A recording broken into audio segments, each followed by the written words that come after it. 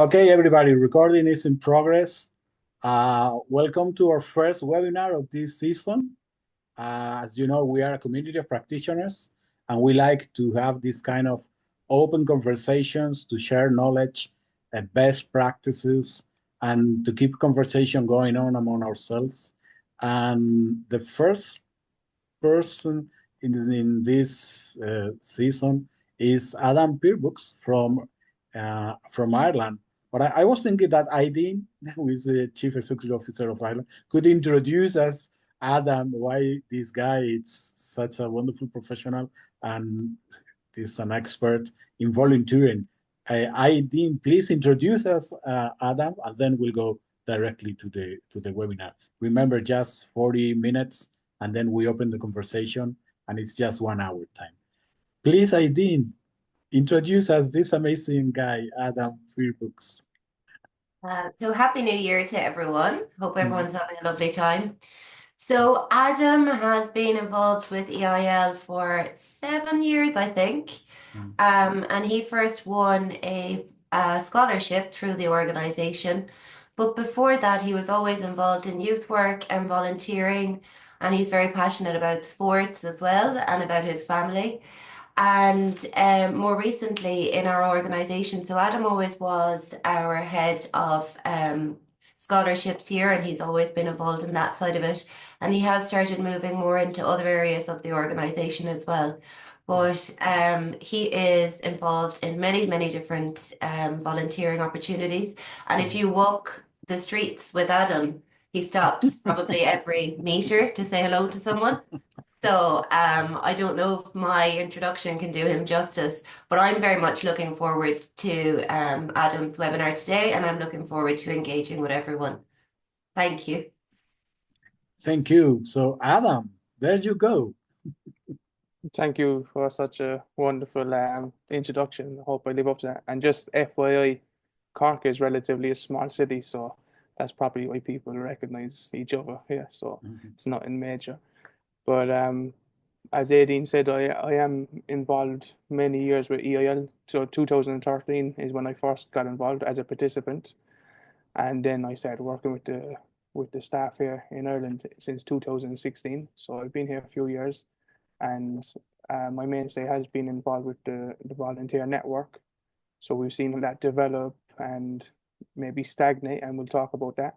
So I suppose today's topic is about volunteering has changed. That's a statement I want to put out there, and want to get some interaction going on throughout the next 40 minutes and onwards, just to see your own perspectives too.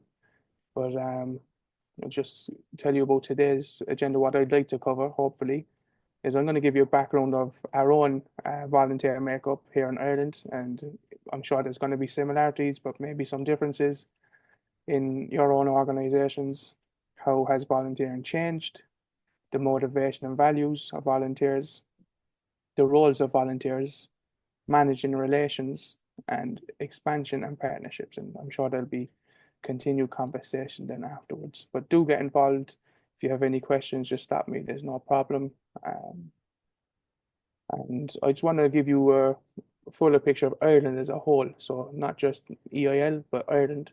So in 2022, we had a statistic office done a census and recorded that 711,000 volunteers noted that they were taking part in volunteering throughout the country, and 14% of the population, that's 14% of the population actively involved in volunteering. And they also stated that volunteering itself was lower in cities. So the population that within the cities around Ireland, volunteering was actually low. So I suppose that's something we might come back to, and you might even take note of it yourself in your own countries. Like, is that something that resonates with you? We'll look at that. So what are the three big hubs of volunteering engagement here in Ireland? Well, sports is number one. Like, we have a thing called GAA, which is the Gaelic Athletics Association, and 6% of our whole population of volunteers are involved in their volunteering this. And I suppose even going back from the census from 2022, traditionally Ireland is known for their volunteering. Even when you look at how we fought for a nation back of the UK, if you look as far back as that, like the volunteering that went on there, all the armed forces were volunteers. It was men, women, and children all involved. And I suppose that's part of our culture and makeup, and that's something that I want to share with you as well and see how that has continued, but recently changed. And we'll discuss that. The second biggest volunteer engagement here in Ireland is people getting involved in their own communities, whether that's with youth clubs and youth projects or different community initiatives and groups, a lot of mental health groups, a lot of aftercare groups, and some groups for specific niches. And then the social and charitable sectors also have quite a high engagement. Now, we did see in 2022 that the stats showed that this had fallen slightly in percentage, but it still relatively makes a bulk of our volunteer engagement. And I suppose the community and sociable charitable sectors is something that we're all affiliated with. And that's why I wanted to show you that the second and third highest volunteer engagement here in Ireland is with these sectors, that we're involved with. So just going to move on there and talk about our own network. So the Irish Volunteer Network with EIL Ireland, 94% of our network comes from alumni. And I know that's something that's quite shared within the EIL Federation, that you find a lot of the volunteers come from past participants. And I suppose we're no different that way, but 94% is quite a high number. And it's something that we're very cognizant of. And then we have another percentage that comes from the AFS world. So obviously, or not obviously, some of you might know that we're part of the AFS network as well. And with that has opened opportunities where AFS alumni have come and moved here to Ireland to work and live. And we've tapped into that pool as well and invited them to come and get involved with us. And then the third option that I have up there is the general public. It's something that we have only very few people from our general public who get involved with the EIL Ireland. And even though they might come in different phases, they don't actually stay that long. There's only a few of them that have stayed for a number of years. Now, it's something that we've actively and consciously been trying to engage with more, and something that we definitely want to develop. So I will talk about that a bit more. Even when I think about our board of directors, we have co-opted a few people that, so traditionally they would have been alumni who came onto the board of directors. In recent years, we've co-opted people, and I suppose that's another source of tapping into resources of volunteering external to our own networks. Okay. So I suppose I'm going to put the thing to you, because this might direct the conversation we're going to take. I know there's only a few of us on the call, but I'm asking you, what challenges are you facing with volunteers, or what changes have you seen? And I don't know if you're familiar with menti.com, but if you just get your phones, or if you can open another tab and just go onto menti.com, and then it'll ask you for a code, and you just type in 33209710, and I might give you just 2 minutes there just to answer that, so we can see what kind of stuff is coming up for yourselves, see if there's any similarities drawn amongst the people here. So I know that France, Germany, Ireland, I don't know who else is in the call, but we have a few nations anyway represented, so we can see what's going on with each other.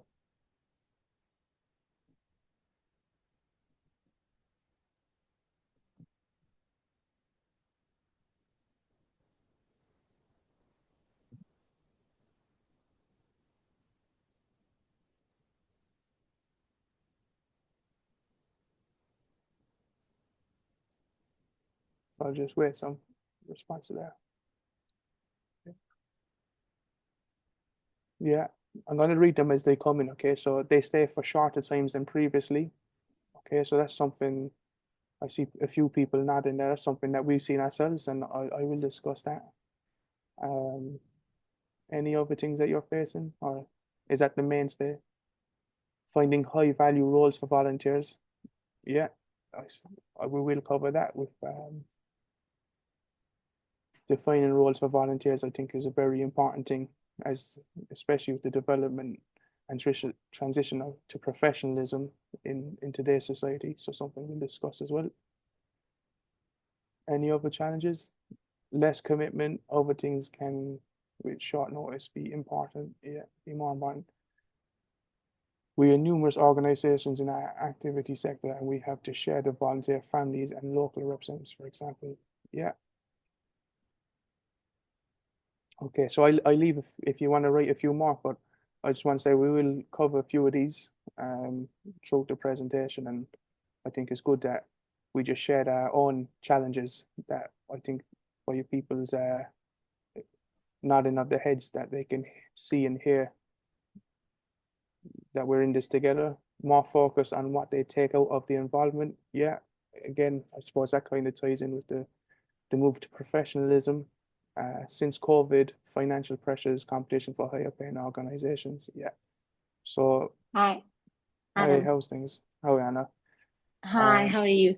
So I'm sorry I came late, and I'm also very busy. So but I wanted to answer your question. I cannot stay long, but I mean there is in IPSC Pandora we do work with international volunteering for a long time now, and it works better for under 18, yeah, in groups during the summer. So it's basically I mean, volunteering is a tool of global education, you know, so it's not, I mean, they're not traveling for help, they're traveling for learn, yeah. So it's very focused on the learning path of the students because they're 14, 15, 16, yeah. So they're like summer programs based on volunteering.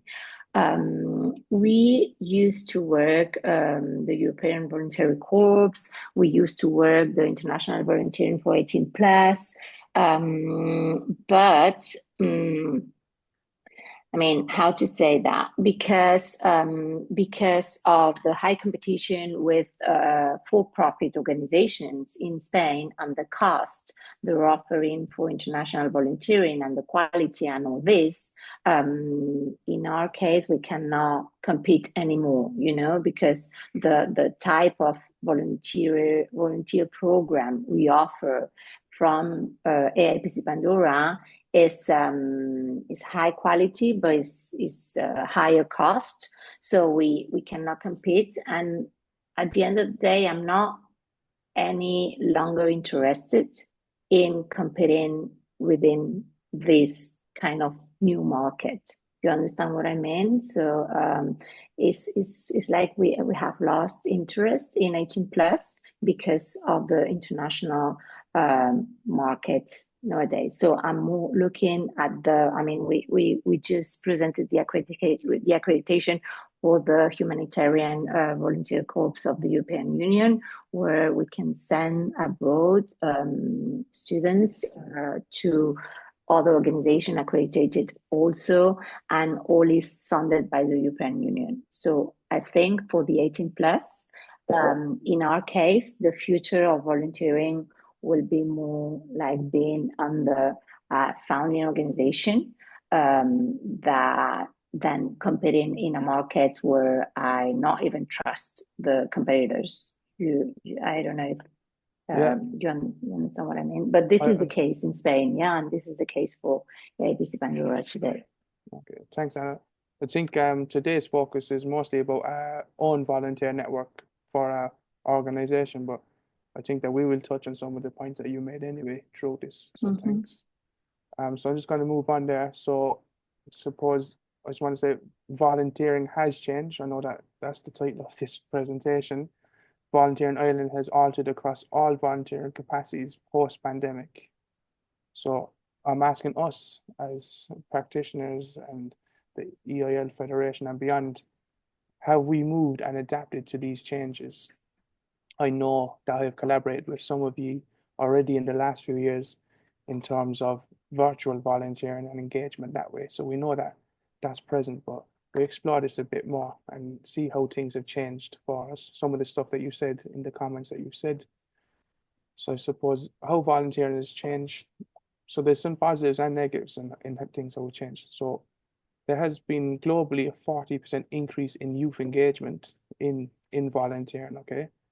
So there's been a surge in youth engagement in volunteering, most notably in the fields of climate and global justice related causes. So I think we've seen a big spike in that, especially with the climate justice issues, but maybe from 2019 to 2022, we've seen that big spike and that kind of plateaued. But now there's a huge spike maybe from the end of 2023 to currently to present day 2025 in the global justice related things. So I suppose why I'm bringing up is when we're creating volunteer opportunities, these are the kind of things we have to consider, you know. How are they going to be speaking to what their wants and needs are to address in the everyday kind of volunteering we're doing. Micro volunteering. So I think that there was a few people that said that one of the big issues is the time and ability to commit, you know. So there's been Volunteer Hub done some research and said that people between the ages of 18 to 30, which is a main cohort of volunteer, I would imagine across the board, they prefer short, flexible volunteering options rather than long-term commitments. And when I say short, I suppose in the past, when we say short, we might be talking about a few hours, maybe a day or a weekend at most, at different times throughout the calendar. But no, they're actually talking about even micro volunteering compared to that, which is actually, we're talking maybe about an hour, you know, or if they can do something in half an hour, even better. And I suppose what kind of challenge that faces us as practitioners is a lot of the engagement in preparing stuff in the past would have been where we have volunteers involved in that process. And as much as we're all about altruism and self-actualization and people being involved in the process and taking ownership, actually we're finding that people actually just want to come into something that's ready for them to deliver because they don't have the time and capacity to do all the running beforehand. They just want to come and do so. A lot of this stuff has been designed prior to the running of events. They come in, deliver, and then they go again. And then, so I suppose, and I'll talk about that in the roles of volunteers too. So there's different people able to do different things. So the big cohort of volunteers only have that small period, but there are different volunteers who have, you know, more time or more want to be involved in the process of preparation and also evaluation at the end of it. The rise of digital and remote volunteering, I suppose, obviously the global pandemic played a big part of this, both in a positive and negative way. But a lot of positives, I suppose, the positives have stayed on in terms of you don't have to do every event in person, you know. And of course, there was a over exhaustion of being online and not being present with people, and the stats and the feedback show that yes, in-person events get better feedback and engagement and involvement. However, for accessibility, for logistics, sometimes online platforms and digital volunteering is actually suited for people, especially in today's world where we have a lot of our committed volunteers from previous years in the sector that we work on. They actually move on, and I'm not about move on from us. They actually move country for jobs, for travel, for adventure. And I suppose they still want to be connected. And how can we get them involved, even though they might be living in Canada or Australia? It's like they can still get involved with online activities, and we have a lot of online orientations that they can get involved with. So I suppose I'm asking you, I'm sure it is part of your parcel, but if it's not, how can you make that part of your volunteer roles? And then another big one that came up in the feedback there was time versus life balance. Sorry, balance is misspelled there. But one of the biggest reasons for the decline in volunteering numbers is due to the economical environment. So the truth is people don't have the time, because we should state that volunteering is a privilege. You know, I think that we can all agree that to give time to volunteer, we know that's a privilege. And that privilege, I suppose, even though we have many privileges still in this world, the privilege of time is declining because of pressure of having to perform academically, because more people are in, especially with the volunteer network we're speaking to, a lot of them are in academia. So they have to be there. The pressure's higher. With more people in, there's more demand. The bar is raised higher. So they have to be committed to that. Then employment, like that's employment has risen here in Ireland, and I know across Europe, employment stats have risen in the last few years, especially among young people. And again, that's due to the need and necessity as well to make their own money to pay bills with the cost of living going higher. So that privilege of volunteering may have been declined and declining. Okay. So if you have any comments on these at any time, just jump in. I see people's heads nodding and stuff like that, which is maybe it's a good thing that you agree with me, or maybe I'm just boring you and you're just there, but that's okay too. Okay, so motivations and values, I suppose, I think that most people are familiar with these, and I will just fly through these, but again, speaking to our own volunteer network, like I said, 94% are made up of alumni from our programs, most notably our scholarship program, EIL Explore. So people, when they first get back involved with us, because they feel like they have to give back, like they got an investment into them that allowed them to go and travel abroad, and then when they come back, they feel like, you know, I actually owe EIL something because they done so much for me in their own words. And I know that was for my case as well years ago when I was volunteering first. Felt like I had to give back to EIL. They gave me an opportunity to go and grow and develop, and maybe I can give back to them in my own way by volunteering. And then there's also people want to volunteer because they can share something. They have a unique perspective and knowledge now that they didn't have that can be shared. And they want to share that with the next generation of participants. And I suppose we all know the benefit of that first-hand knowledge, how pivotal that is in supporting participants, because nobody wants to listen to Adam anymore. I'm an old fogey, but they want to listen to, you know, young Patrick who just went last year to study abroad. Well, who better to ask what it's like than Patrick himself, rather than someone lecturing them who hasn't been for decades now at this stage. I suppose moving on from that is the sense of belonging. Okay, that's obviously a psychological need of Maslow's hierarchy of needs. That sense of belonging, and that's something that even us, as part of the EIL Federation, we know we belong to something bigger, you know. And I suppose that filters down, and as part of our value system with the network and the community that we have, people have this unique network of like-minded, similar experiences where they can share, and they have common value system as well. And that's something that's really developed our network.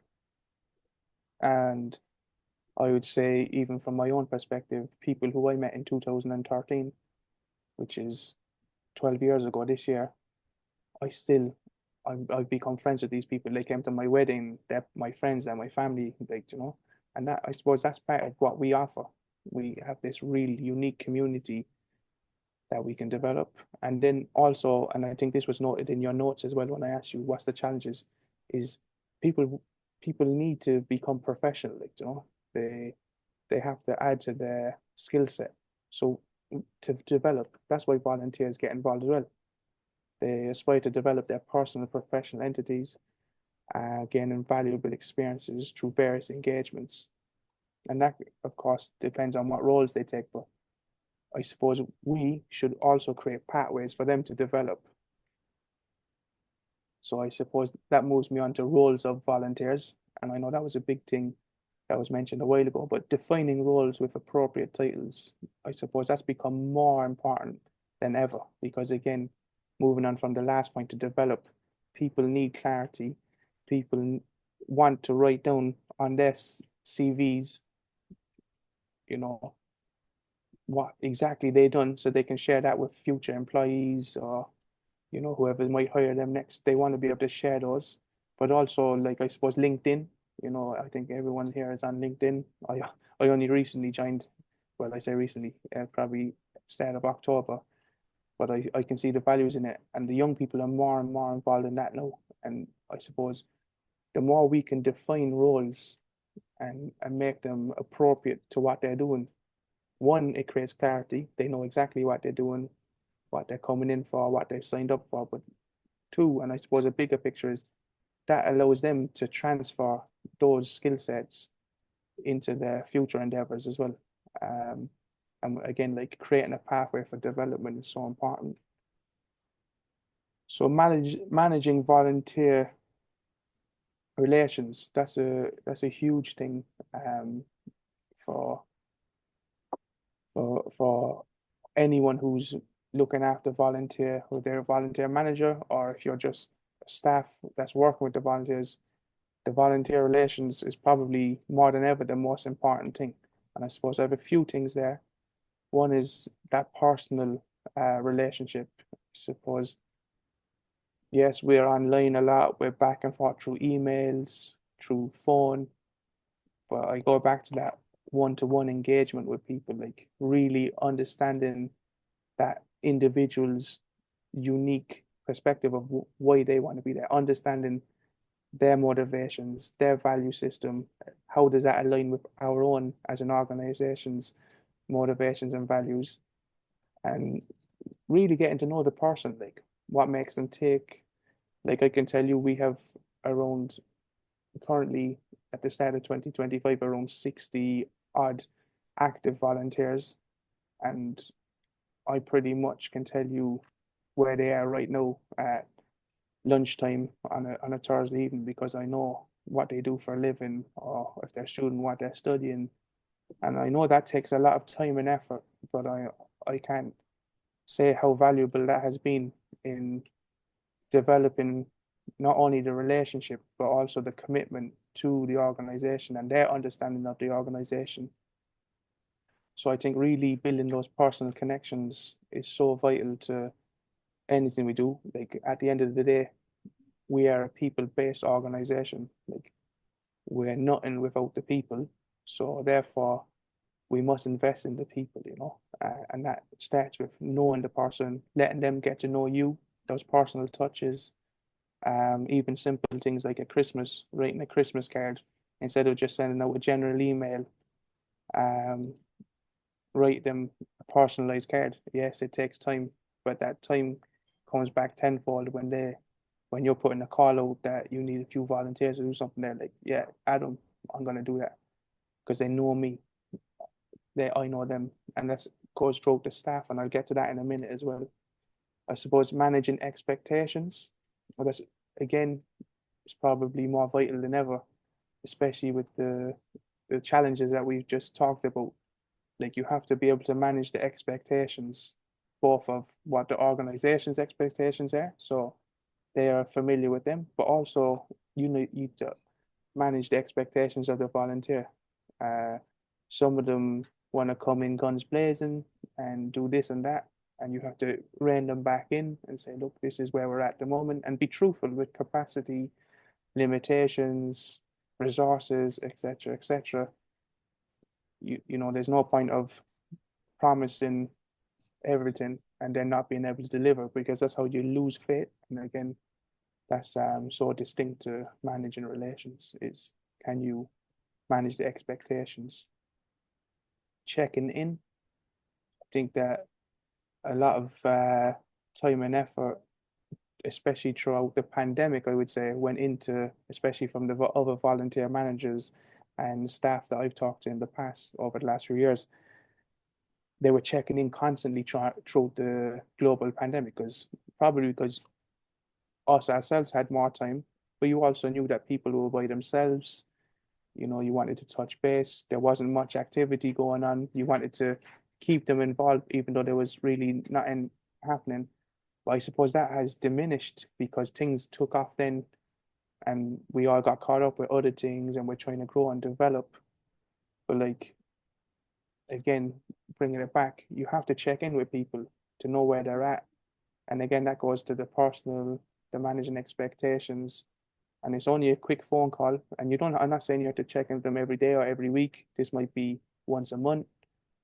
But picking up the phone, ringing them, if you can do it face to face, great. But obviously, even Ireland, which is one of the smaller nations in terms of size, it's not viable for me to go to everyone's door or meet them for a coffee. But I pick up the phone.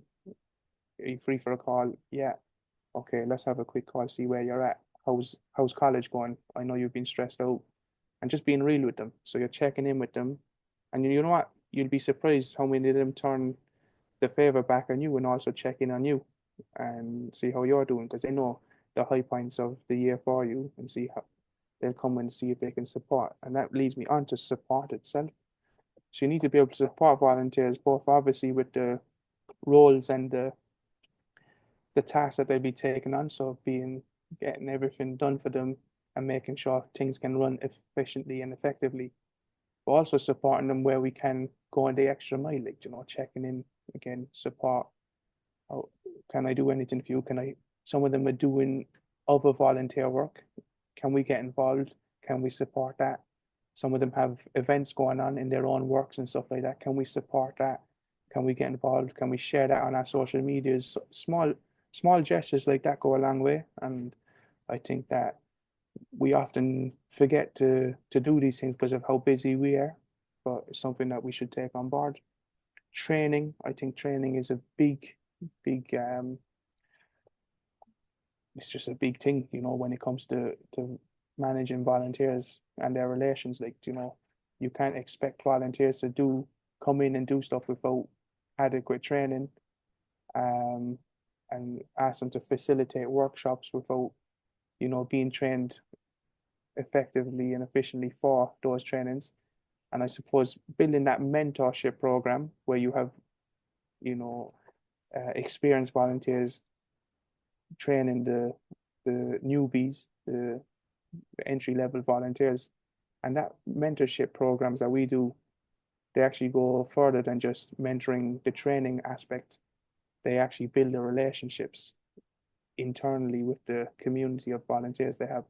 So it's not just on the volunteer manager or the staff members to develop those relationships. No, they're already developing relationships with each other, which again grows the community, So they're not just checking in how Adam's doing. No, they're checking on each other. Okay, I can't wait to meet you at that event. And it again goes back to that sense of belonging.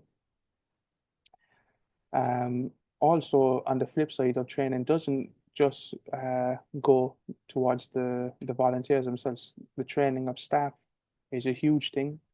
For example, I know here in Ireland we've had quite a major shift and staff turnover. So I think in the office there's only 2 of us who were here pre-pandemic. So that will show you how much our staff has changed. But every one of them that have come in, part of their induction training, like one of the first things I said to them is, what's the most important thing here? Not the programs, not the great stuff that we're gonna do and we want to do. It's actually the people, the community, the network. And I suppose exposing them, even if they're directly working with the volunteers or not, exposing them to the network at any opportunity can, whether it's at national events, whether it's at local meetups, inviting staff to come in and get involved. And then obviously you need appropriate training then for those staff members who are working with volunteers and making sure that they are aligned with especially this part, the managing of the relations. It shouldn't just be on the volunteer manager, because at the end of the day, me, for example, I'm not just the one picking up the phone saying, hey, are you available? Are you open to come and doing this? The staff itself needs to do that. So therefore, they need to be trained appropriately as well to engage volunteers in the correct manner. Because if they're not trained, they're not going to do it properly. If they don't do it properly, volunteers might not get the value that they think they deserve or something, and then they will turn away. And that's how you lose volunteers, So I can't underline this one as well. So important about expectations. And then the communication, I think that's been touched on in all of these points. is communication is a huge thing for all we do, but being clear in our communication, being realistic, being open to perceptions and opinions from the volunteers themselves. Like, I think a lot of staff members forget that a lot of these volunteers have huge professional experience and academic experiences and personal experience that can add so much value to everything that we're doing. So it's so important that the communication line goes two ways, it's not just the staff members talking and delivering the information. The information can also be gathered the other way around. And I suppose, how do we put that into practice? Are we facilitating those kind of platforms? Are we allowing that to happen? Are we doing that once a year at an evaluation meeting? Or are we doing that regularly? So I suppose, obviously, we want to do that regularly. I'm not naive to think that everybody has the time and energy to do this. I know that everyone's working full throttle and the capacity might not be there, but I'm saying you have to make this part of your strategic planning as well, that you put this and implement this into work plans and allow this to happen, because without the clear communication, without the building of relations, like, volunteer will further decline. As I said, numbers have already started to decline for us because of the pandemic. There was a gap of volunteers. There was no inactivity. There was nobody on programs. So when there's nobody on programs, we weren't recruiting new volunteers. And like I said, 94% of our alumni made up of return volunteers, So I suppose this is the big thing then, and it's something that we really want to emphasize here today as well, is the expansion and partnerships, okay? And I suppose that's looking, for us in Ireland, that's making us look at, we can't just get our volunteer network from the alumni of our programs. We want to look further afield, okay? So I know Aideen is on the call. I think, like, since she's come in, we've made huge efforts in the last year to really try and evaluate what's around us, who's around us, in terms of organizations, groups, local initiatives, how we can partner with them, how we can work with them. And you'll be surprised at how they will want to get involved. And obviously there's a corporate social responsibility with the big organizations like Apple, who are here in Cork. Like, we'll be up to them, trying to ask them, and they have volunteers, a part of their program and employee status updates, they can go and volunteer. So employee volunteering, we do it here. We've done it just before Christmas. The staff here all volunteered their time over at a local charity that done Christmas hampers for people in need. The whole staff team got involved in that. So it's not, and I think that for us, that's something that's huge as well. Our staff, not all of them necessarily have volunteer experience, because they all come from different backgrounds. But because we're a people-based organization, and obviously the volunteer networks play such a pivotal role, we know that it's such an important thing that they understand what volunteering is, so they can empathize with why people volunteer. Because it's grand saying, do you understand why people volunteer?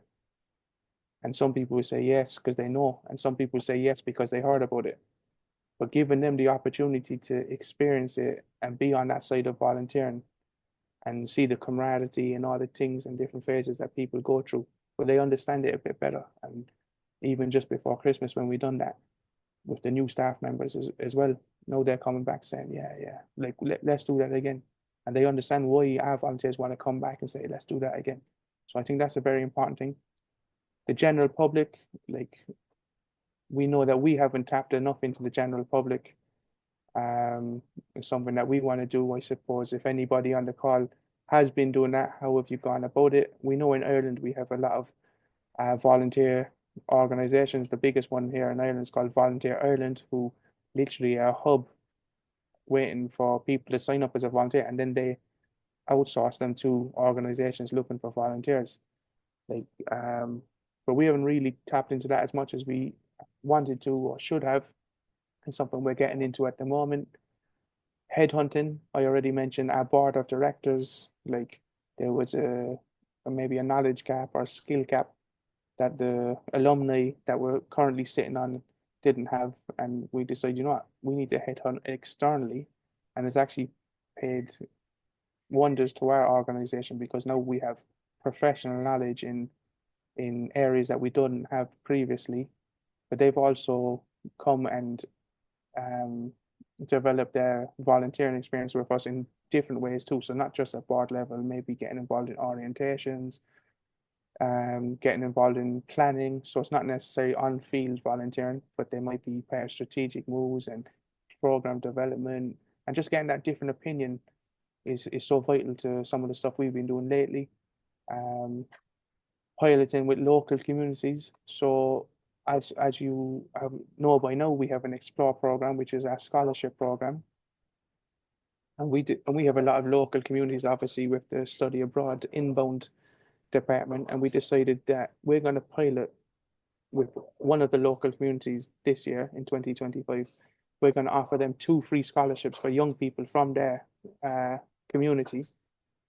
And we're hoping then that will create awareness of who EIL are, open more eyes and opportunities to what the program offers, but develop a local volunteer hub there in that local community, because currently our volunteers are scattered all around the country, and we want to really develop local community volunteer hubs. And I suppose this is something that we're really looking at and developing. So I don't know if any of you experienced in that. I know some of you have vast experience, and we're not creating any model here. We've seen this being done in Belgium and in France and Spain, for example. Like, you know, so we know that you have the experience, and any feedback or comments on that in a minute, that would be great. And then outreach programs, you know, I suppose EIL has been doing what they've been doing for a number of years, which is, you know, not to be so biased or big-headed, but they're brilliant. Like, you know, some of the programs that we run, we know they're unbelievable programs. I know personally from benefiting from it, and I've seen what I can do for people, developing them personally, and then developing their active global citizenship. Yes, but we're wondering, are we actually reaching audiences now that should be getting this? And the answer is we can always do more. So we're developing outreach programs where we go into local communities now and deliver ICL training, EDI training. And I suppose for us, that will create, 1, awareness, but 2, might create links where we can do partnerships where if we go and give a ICL or EDI training to a local nursing home, how can that nursing home benefit from us, but also how can we benefit from them? And it goes both ways. And I suppose that's where we're looking at expansion and partnerships. Okay. So I know that I'm taking a bit of time there, and I want to hear back from you. So I suppose anything that was in the presentation that you want to know more about, fine. And I'd love to engage with you and communicate with you, especially any volunteer managers here that have some wisdom and some thought, but also maybe any questions. And then just to let you know that the research and stats and this, I can share that with you, but they were properly verified from the names here below. So I stop sharing my screen, and I suppose I'll ask you if there's any questions first of all, and then maybe open up the floor for further conversation. So thanks for giving your time. Hope that, I suppose the big thing here was about not only awareness, but also us sharing and empathizing with each other, because we're all going through similar things, and that was clear in the challenges that were put forward. Okay. So. Okay, so thank you, Adam. We open conversation, just 15 minutes conversation, and I think Tom has already raised his hand. So, Tom, what's your question? First, I want to say thank you, Adam, for the presentation and for laying out the challenges. I think something that always amazes me when we have this is that we can live in different countries and we can have different surroundings, different, maybe sometimes even different ways of doing things, but in the end we come back to similar challenges that we face. And even though some of the things you mentioned might be different in weight, depending on, you know, the country. I could connect to everything that you laid out. And I do have two specific questions, because a lot of the other things you and I have been talking about, maybe I should have said I worked with for Experiment Germany. I was a volunteer coordinator for about 14 years, and I'm not any longer, but I'm still directing that area, and I'm in close contact with my colleagues. You said that you want to kind of move out of recruiting your participants or your volunteers from outside and more kind of look into local communities, partnership, and so on. What do you feel like is something that you can attract people from outside? Because like we have looked into that for some time now, and every once in a while we get people from outside of the experiment bubble and those who have not been in our programs, but it tends to be difficult to kind of fit them in together with the rest who has that specific experience of being on the program themselves. And so sometimes there's a gap between those who were on a program and kind of had the spirit and those who have not been on a program and find it really hard to grasp why we are all so committed in doing what we do. Yeah, and Tom, to be honest with you, it's not something new. It's not that we just thought, oh, we need to go external. We have external people in our network who haven't done programs, say, and for whatever reason, I suppose, like I mentioned earlier, just I wasn't being a mainstay.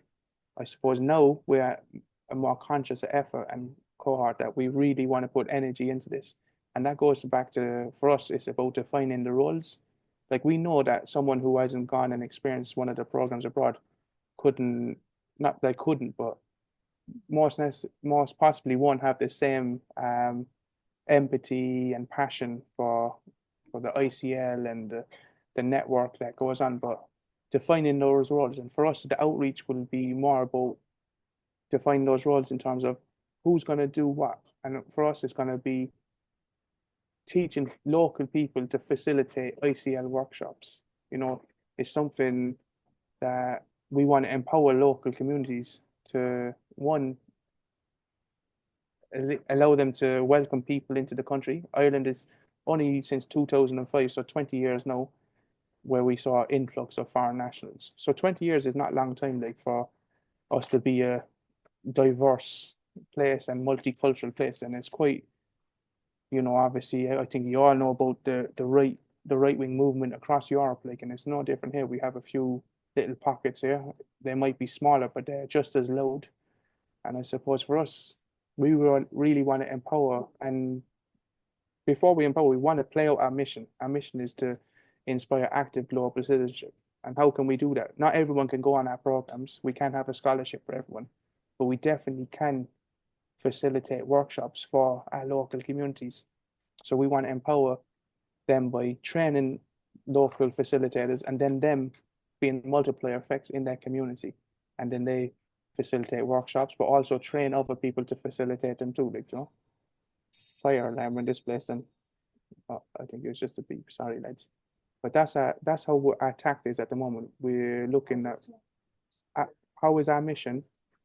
Our mission is to become a place where people understand intercultural learning, but also act on that and become global citizens. And our best way to do that is by creating awareness, but also knowledge. That's how we want to do that.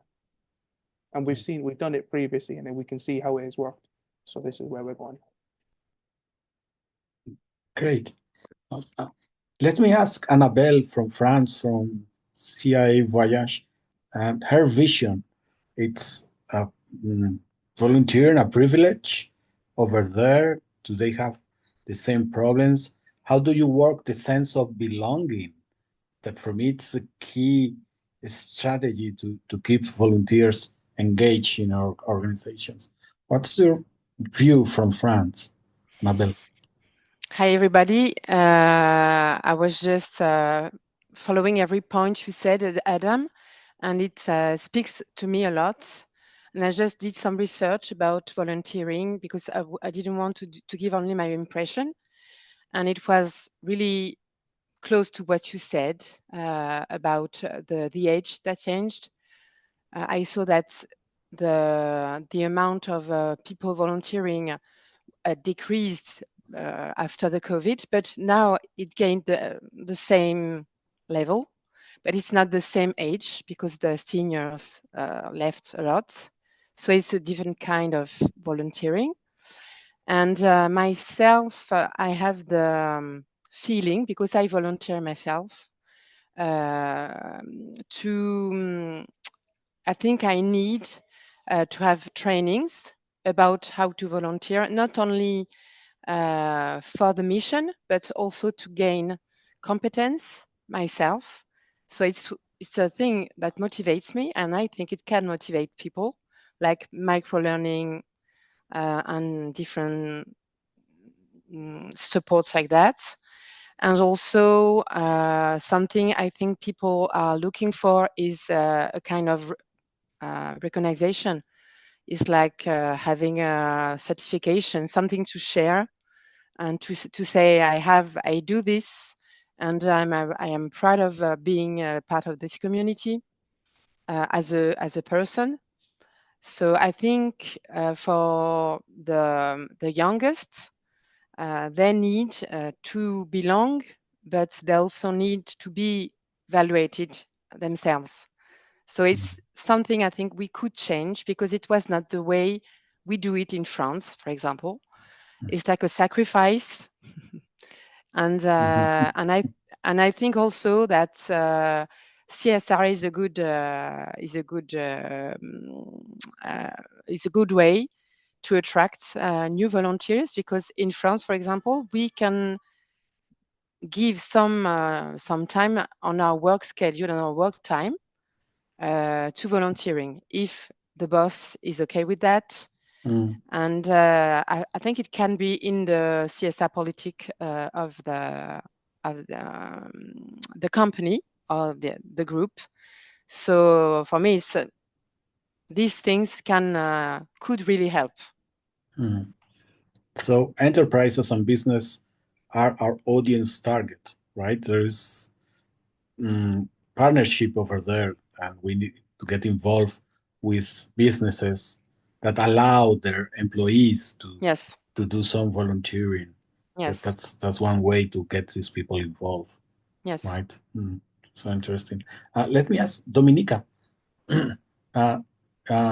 Excuse me, where are you from, and what are your thoughts about what's going on? I work for EIL Ireland, so I'm a colleague of Adam's. Okay. What do you think of this guy then? He's brilliant. I think he does an amazing job. And I enjoyed the presentation.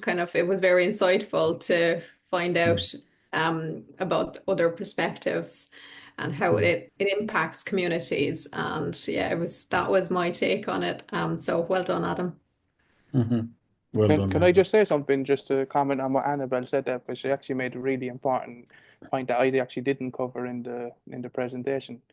Like recognition is such a huge thing, and like you said, probably in the past, like because of the culture, especially here in Ireland, probably similar in France, people volunteered because they wanted to or needed to give back or anything.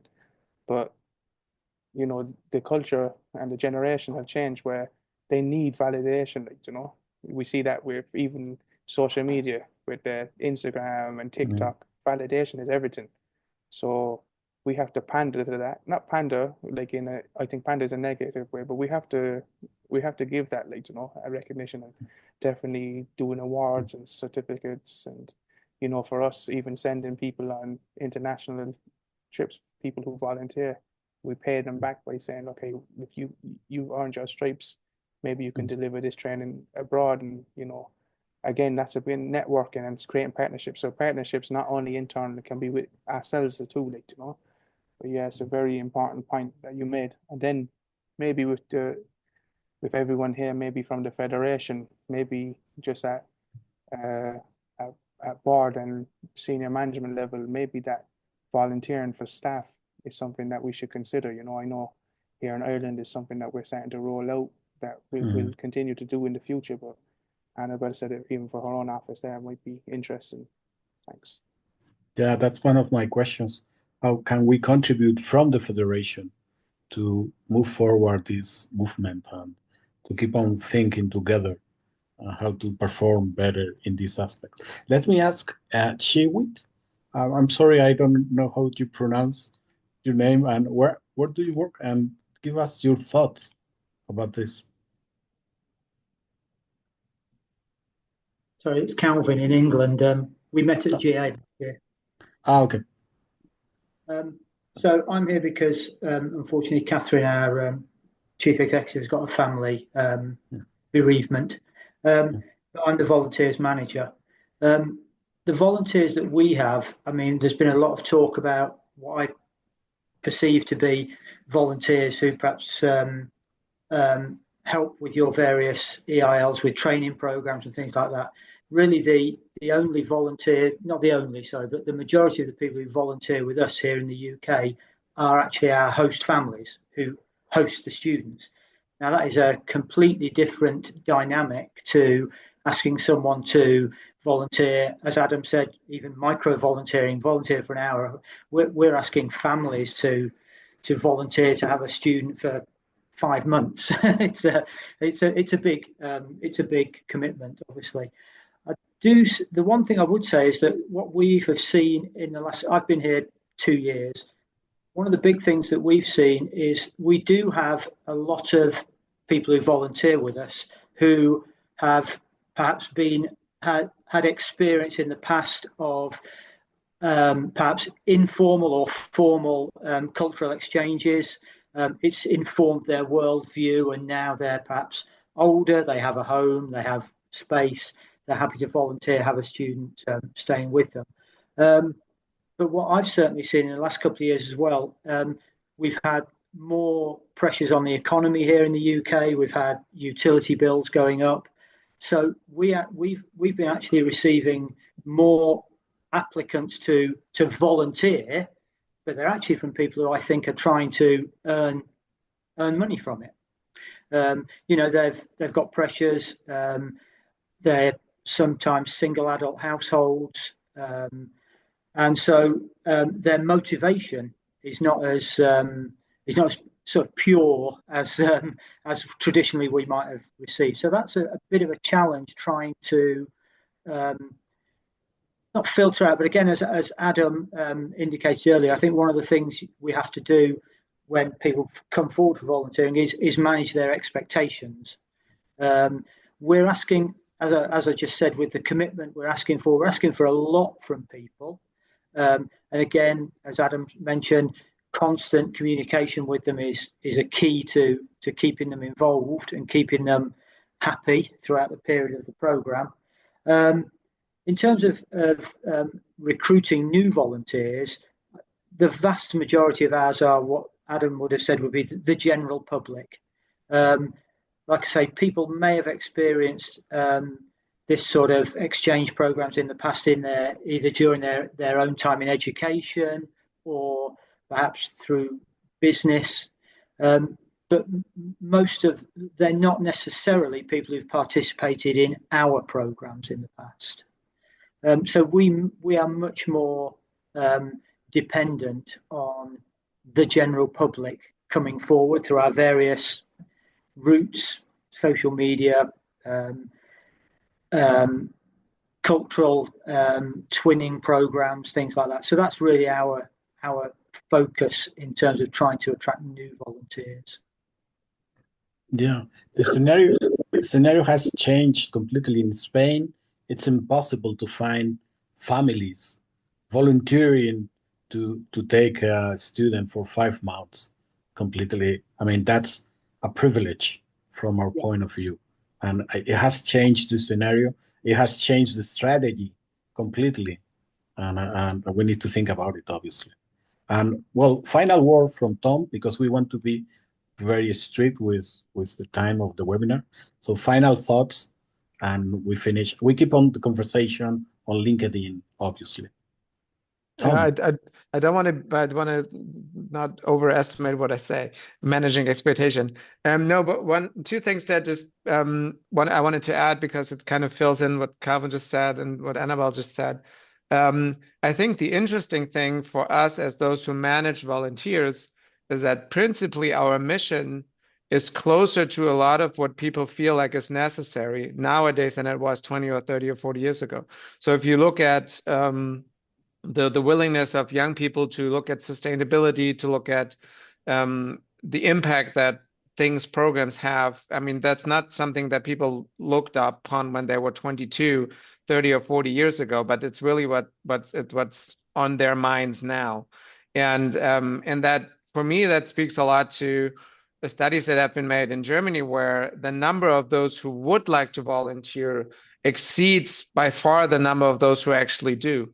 And that kind of ties into that gap in knowledge about things and doing about things. And I think one of our kind of main goals looking forward is to close that gap, because there is a huge kind of resource of young people, of people in my age, and even of those seniors 60 and older, who see that the world as it is right now is not as how they want the world, well, they want to leave the world when they unfortunately have to die at some point. I'm just now talking about seniors in specifics. And I think it's on us to tap into that resource, but that also means that we need to adapt. How do we talk to them? How do we manage them? How do we set expectations? Kevin, you just said it. And that's on us. And it's not on, we sit here and say it's not possible. It rather is on, okay, how can we change in order to come closer and facilitate our volunteer engagement in a way that it is doable for people to do that, even though there are financial constraints, even though there are difficult economic situations in certain countries, even though people have a hard time paying their bills, but there's still that part in their head and that part in their personality in which they would really like what we do, but it's on us to fill that gap. No, that's a wonderful final thought. We need to fill this gap, and we need to keep the conversation going on to see how to manage expectations and tap on those resources, because volunteering is pretty much at the core of our mission as Federation. Thank you, everybody, for taking the time, just 1 hour together. Thank you, Adam. Thank you, Adam. Thank you, Aileen, for letting Thanks, Adam guys. to spend time into this. And we keep on the conversation on LinkedIn, and see you in the next webinar in a few Thank weeks. you. Thanks, Okay. everyone. Cheers. Bye-bye. Bye. Thank you, everybody. Bye. Bye. Bye. Bye.